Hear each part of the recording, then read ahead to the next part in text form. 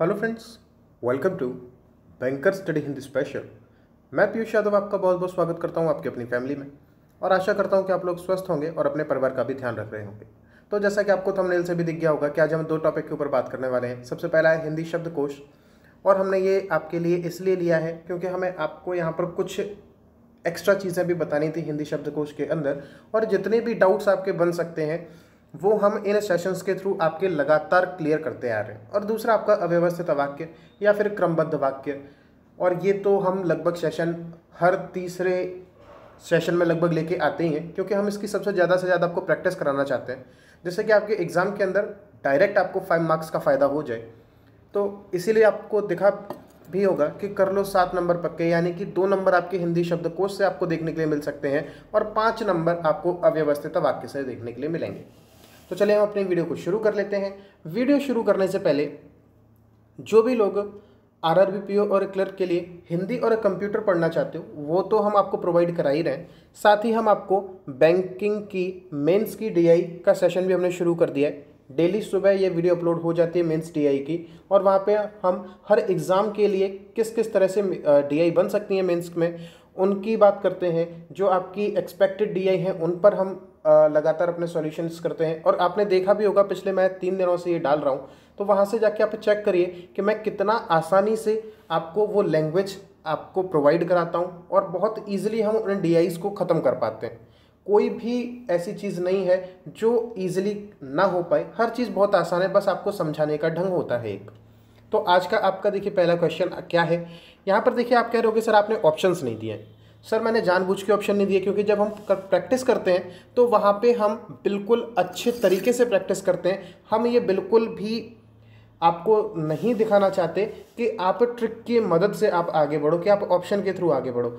आप कॉन्सेप्ट को सीख चुके हो, अब उन कॉन्सेप्ट पे अगर प्रैक्टिस की जाएगी तो किस तरह से की जाएगी। और मैं आपको ऑप्शन दे दूंगा तो आप ऑप्शन पर दिमाग मारोगे। यहाँ पर आप अपना दिमाग स्वयं वर्ड्स पर लगाओगे कि कौन सा वर्ड कहाँ आएगा, उस हिसाब से आप खुद सेट करोगे। तो आपकी एग्ज़ाम के अंदर कोई भी चीज़ गलत करने की जो बिल्कुल भी पॉसिबिलिटी है वो हद से ज़्यादा ही ख़त्म हो जाएगी।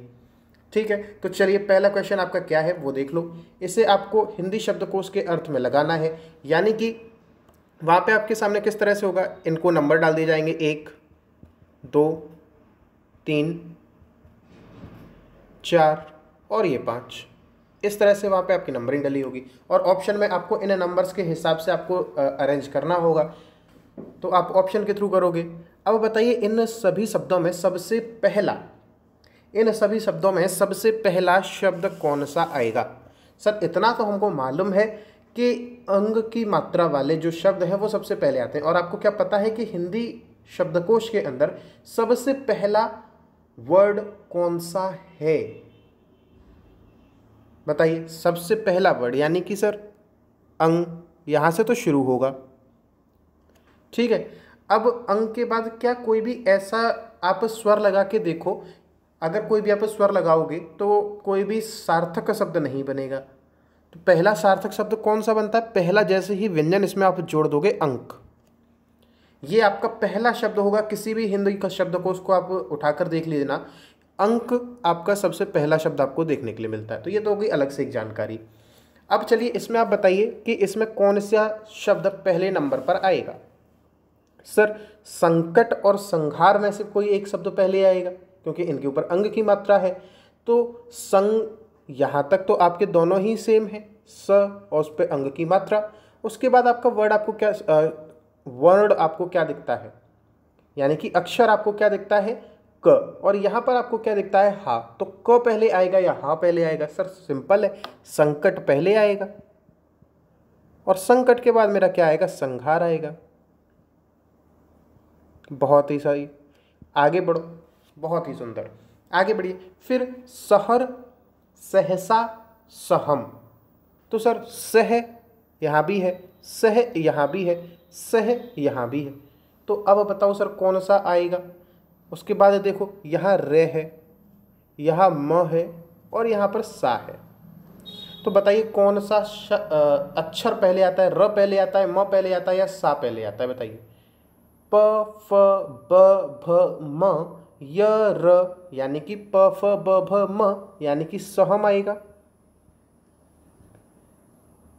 इसके बाद प फ ब भ म य र, फिर क्या आएगा आपका बताइए, शहर आएगा। कह रहे होगे सर शहर क्या होता है, हमने तो शहर पढ़ा है, आपने टाइपिंग मिस्टेक कर दी। सर बिल्कुल टाइपिंग मिस्टेक हमने नहीं की है। शहर का क्या अर्थ होता है, शहर का अर्थ आपका जो होता है वो आपका होता है प्रातः काल। और आपको पता ही है कि मैं कोई भी सेशन लेके आता हूँ तो कुछ वर्ड ऐसे लेके आता ही हूँ जो इसमें मैं आपकी वोकेबलरी को थोड़ा सा ज़्यादा बढ़ा सकूँ। तो शहर का क्या अर्थ होता है, प्रातःकाल यानी कि मॉर्निंग। फिर आपका अंतिम शब्द कौन सा बच जाता है, सहसा। सहसा का क्या अर्थ होता है, अचानक। सहम का क्या मतलब होता है, वह सहम गया यानी डर गया। संघार का मतलब आपको पता ही होता है, मारकाट जो हो जाती है। और संकट सब आपको पता ही है। तो संकट के नीचे कौन सा शब्द था, 2 अंक हमने डाला है। संघार के पास 4 और सहम 3, शहर 1 और सहसा 5। तो ये आपका क्रम हो जाता। ये आपको ऑप्शन में देखना पड़ता। हम तो अपनी प्रैक्टिस कर रहे हैं तो हम तो सर एकदम से अच्छी तरीके से चीज़ें को करते हुए जाएंगे। पहला क्वेश्चन आराम से निपटा लिया है अपने। अगला देखो। देखो अगर वीडियो पसंद आए तो लाइक ज़रूर कर देना। आपका जो लाइक है ना वो जब भी कम हो जाता है तो फिर ऐसा लगता है कि मज़ा नहीं आ रहा, क्योंकि मैं आपके लिए मेहनत कर रहा हूँ। तो फिर रिटर्न में आपसे केवल लाइक मांगता हूँ, वो भी आप नहीं दे सकते क्या। पैसे तो मांगता नहीं, कुछ नहीं करता, केवल लाइक मांगता हूँ, वो तो दे दिया करो कम से कम। अगला देखो, कितने सारे शब्द नए हैं यहाँ पर आपको दिख रहे हैं, बताइए। बहुत से शब्द सर हमें यहाँ पर नए दिख रहे हैं। अंगलेट भी हमें नया दिख रहा है, अंग्रेजी दान भी हमें नया दिख रहा है, अंगाकड़ी भी हमें नया दिख रहा है, अंगना भी नया दिख रहा है और अंगना भी नया दिख रहा है। और सबसे बड़ी चीज़, अगर आप अंगना को आंगन समझ रहे हो तो आप गलत हो। अगर आप अंगना को आंगन समझ रहे हो तो आप क्या हो, गलत हो। ठीक है, तो सबसे पहले मैं इनका अर्थ आपको बता दूं। पहले अर्थ बता देते हैं, फिर इनका हम क्रम देखेंगे क्या रहता है। अंगलेट का जो आपका अर्थ होता है वो होता है शारीरिक ढांचा। शारीरिक ढांचा क्या आपका होता है अंगलेट। फिर अंग्रेजी दान, अंग्रेजी दान का क्या अर्थ होता है, जिसे अंग्रेजी की समझ हो या फिर जिसे अंग्रेजी का ज्ञान हो, अंग्रेजी का जानकार।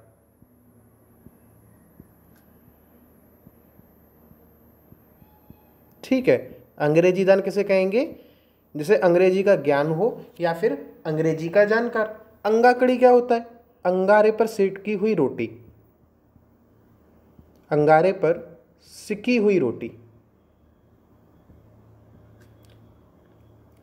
सभी शब्द यहाँ पर आपके लिए नए हैं।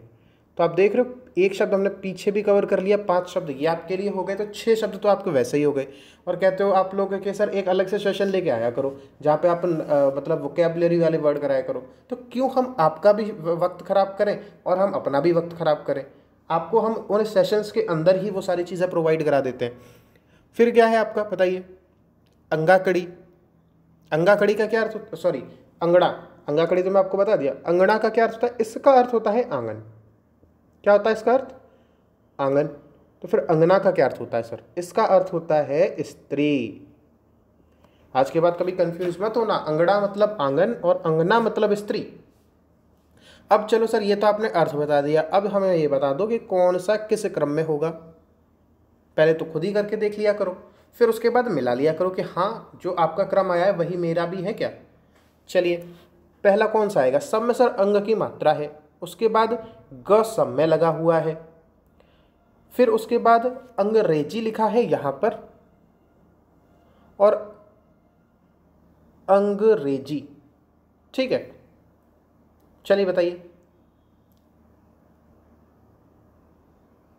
ये समझ रहे हो ना क्या लिखा है। अंग्रेजी को अगर तोड़ोगे तो कैसा लिखा जाएगा, अंग फिर ये रेजी लिखा हुआ है, इस हिसाब से चलना।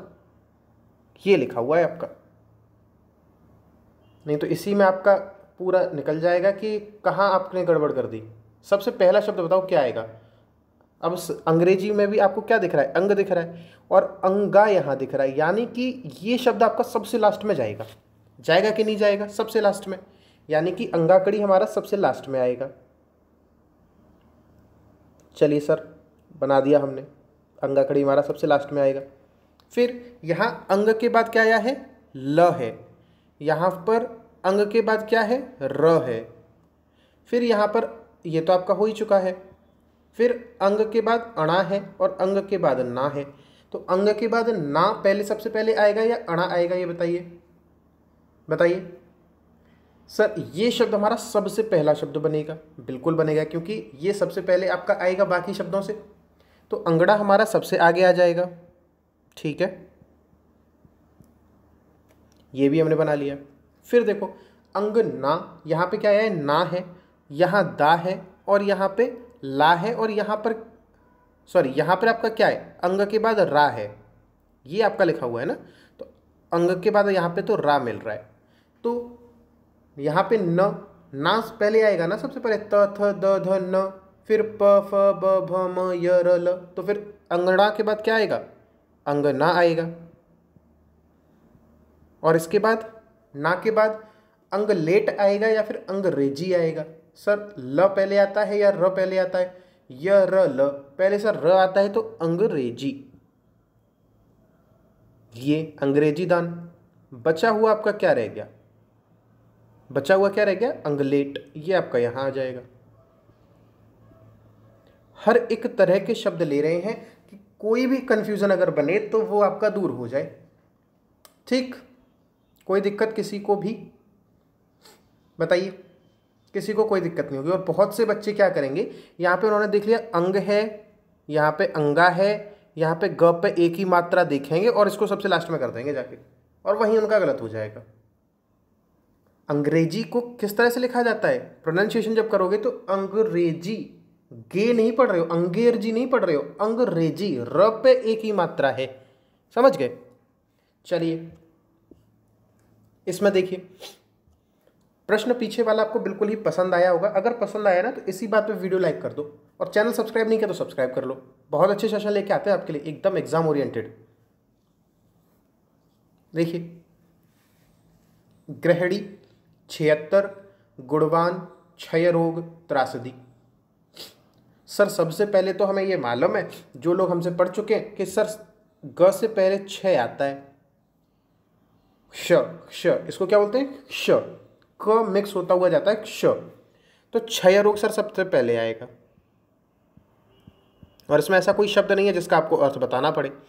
फिर क्षय रोग के बाद आपका बताइए क्या आएगा, ग आएगा, उसके बाद ही तो च छ तक पहुंचोगे, और फिर उसके बाद आप त के बाद त्रासदी आता है, यानी कि 76, और इसके बाद आपका क्या आएगा, त्रासदी आएगा।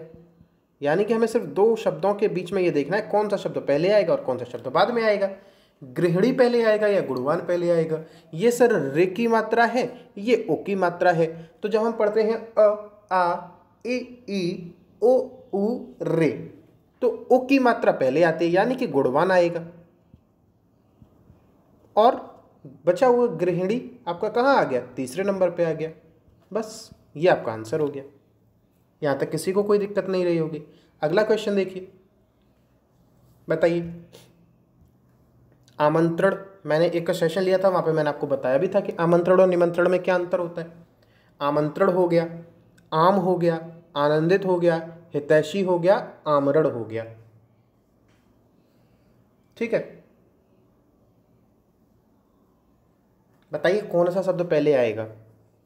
सर हितैषी तो सबसे लास्ट में आएगा, ये बहुत सिंपल है।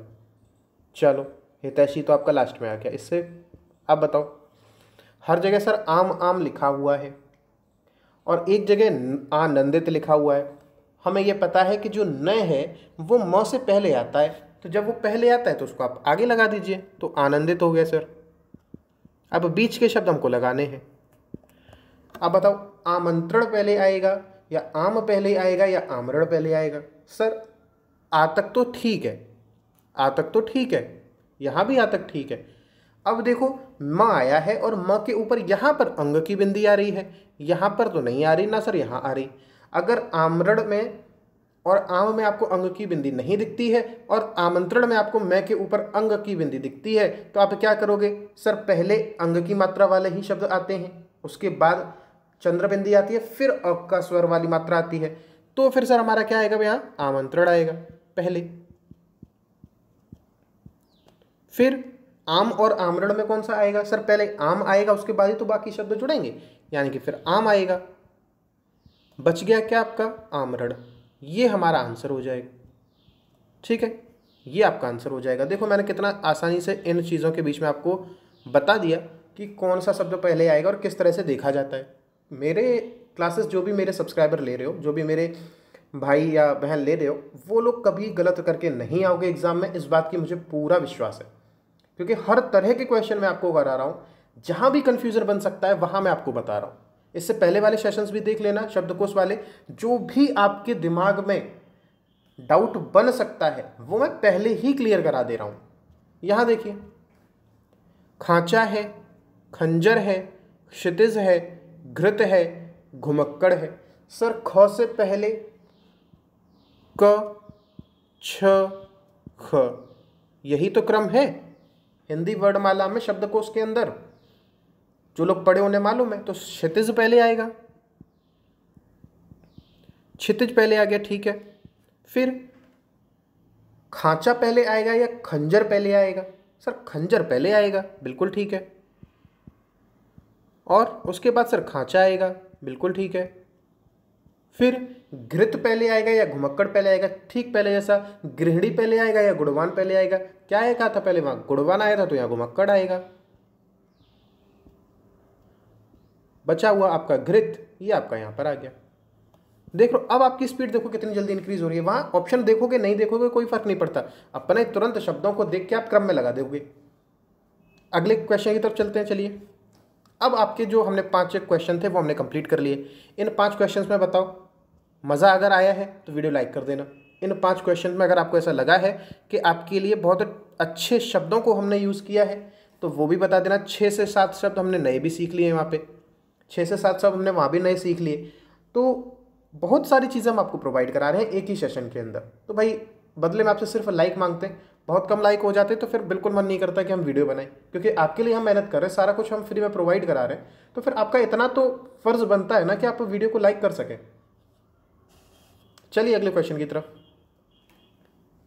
अव्यवस्थित वाक्य या क्रमबद्ध वाक्य, इसके ऊपर हमारा अब अगला क्वेश्चन है। ये आपके सामने 5 वाक्य लिखे हुए हैं। इन 5 वाक्यों को आपको सही क्रम में व्यवस्थित करना है और ये बताना है कि कौन सा वाक्य पहले नंबर पर आएगा, कौन सा वाक्य दूसरे नंबर पर आएगा, एंड सो ऑन। बताइए। स्क्रीनशॉट ले लीजिए और बनाने की कोशिश कीजिए। अब लाइव क्लास लेंगे तो मैं वहाँ आपको टाइम दूंगा, अभी तो लाइव क्लास है नहीं। तो चलिए, आपने बनाने की कोशिश की होगी। अब चलिए हम देख लेते हैं कि किस तरह से हमारा ये जो पैराग्राफ है वो आगे बढ़ने वाला है। ठीक है, सबसे पहला, समाज ने प्रारंभ में अपने अनुभवों से ही अनुशासन के इन नियमों को सीखा। इन नियमों को सीखा, समझ गए ना? बच्चे जितने भी पढ़ रहे हो मुझसे, उनका ये गलत नहीं हो सकता। अनुशासन के इन नियमों को सीखा। सर कौन से नियमों को सीखा? अगर उलझन आ गई अपना वाक्य पढ़ते हुए, क्वेश्चन पूछना बना, तो फिर समझ लो कि आपका वो पहला वाक्य नहीं बन पाएगा। यानी कि पहला वाला जो आपका है वो तो हमारा सर पहला वाक्य नहीं हो पाएगा। ठीक है, अनुभव सबसे बड़ा शिक्षक होता है। हाँ शायद बन जाए, क्योंकि इसमें हमें कोई भी दिक्कत नहीं लग रही। लेकिन आगे पढ़ो। अपने उद्देश्य की सिद्धि एवं आवश्यकताओं की पूर्ति के लिए मानव ने अंततः कुछ नियमों का निर्माण किया। यहाँ भी आपको क्या कोई उलझन दिख रही है? अपने उद्देश्य की सिद्धि एवं आवश्यकताओं की पूर्ति के लिए मानव ने अंततः कुछ नियमों का निर्माण किया। अब आप ये नहीं कह सकते कौन से नियमों का निर्माण किया, अभी सिर्फ ये बताया गया कि कुछ नियमों का निर्माण किया। अगर ये कहता कि उन नियमों का निर्माण किया, तब आपके मस्तिष्क में ये प्रश्न बनता कि किन नियमों का निर्माण किया। यहाँ पे तो सिर्फ इतना सा कहा गया कि कुछ नियमों का निर्माण किया, यानी कि ये भी आपका बन सकता है। इसको भी विद पे लेके चलते हैं। अगला से देखो, उनमें से कुछ नियमों के पालन करवाने का अधिकार राज्य को और कुछ समाज को दे दिया। बिल्कुल सर, इतना तो हमको पता लग गया जैसे ही आपने ये पढ़ा कि 3 और 4 का पेयर बनेगा।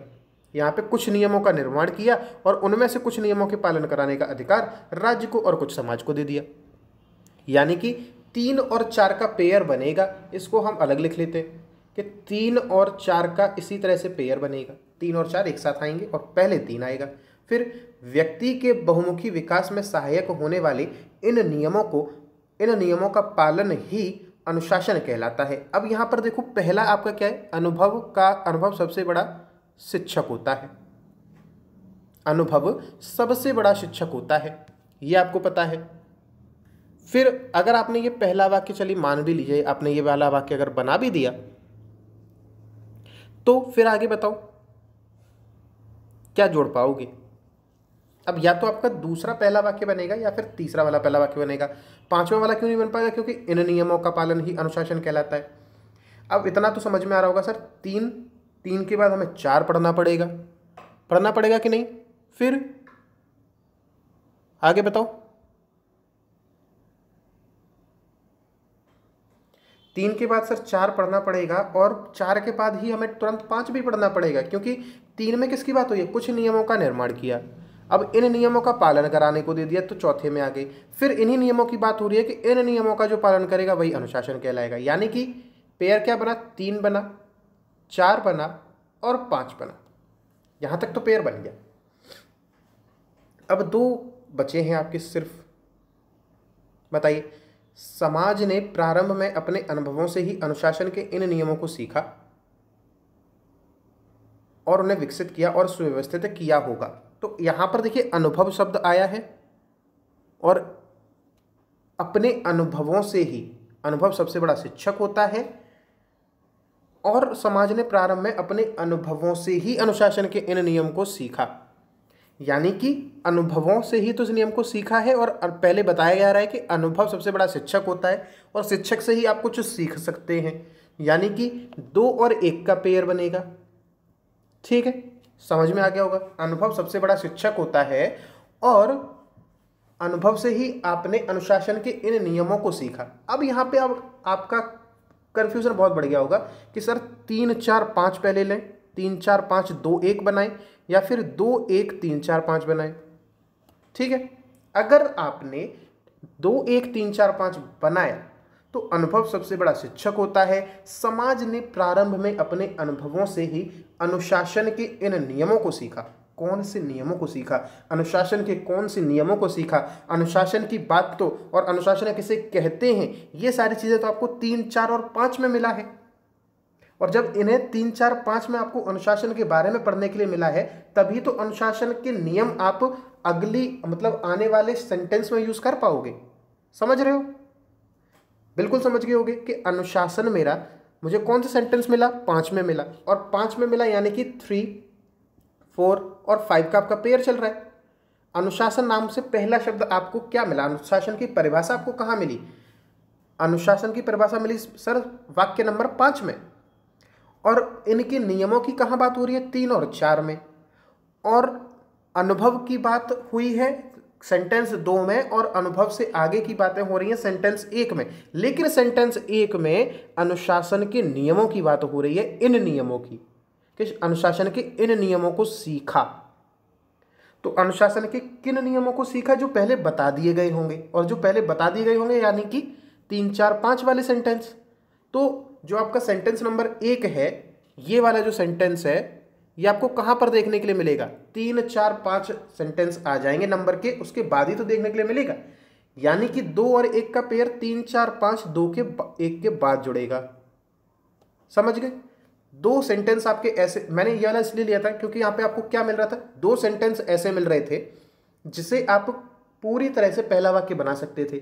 और ये पहला वाक्य किस तरह से 2 सेंटेंसेस के अंदर जब आप बना सकते थे पहला वाक्य, तो वो किस तरह से हमने एलिमिनेट किए, वो मैंने आपको सिखाया आज। तो बिल्कुल सीख गए होगे, धीरे धीरे करके हम हर चीज़ सीख लेंगे, बिल्कुल चिंता मत करना। सेशन अगर आपको पसंद आया है तो वीडियो को लाइक कर दो। सेशन अगर आपको पसंद आया है तो वीडियो को लाइक करे बिना जाना मत, सब्सक्राइब कर लो, क्योंकि बहुत बेहतरीन सेशंस लेके आते हैं और एकदम से क्वालिटी कंटेंट आपको प्रोवाइड कराते हैं। और शेयर कर दीजिए इसे ज़्यादा से ज़्यादा, क्योंकि हिंदी मीडियम के बच्चों के लिए बहुत बड़ा चैनल आपके लिए ये हम तैयार हो रहा है। क्योंकि हिंदी मीडियम वाले सब बच्चे हम चाहते हैं कि हमसे आके जुड़ें, जिससे बैंकिंग के सेक्टर में वो लोग एकदम से झंडे गाड़ दें, वो भी हिंदी के दम पे। तो लाइक करो, सब्सक्राइब करो, शेयर करो, और अगर आपका कोई सजेशन है तो हमको कमेंट बॉक्स में बताइए। अगर आपका कोई अप्रिशिएशन है तो वो भी आप हमें कमेंट बॉक्स के अंदर बता सकते हैं। ठीक है, चलिए हम इस वीडियो को यहीं पर एंड करते हैं।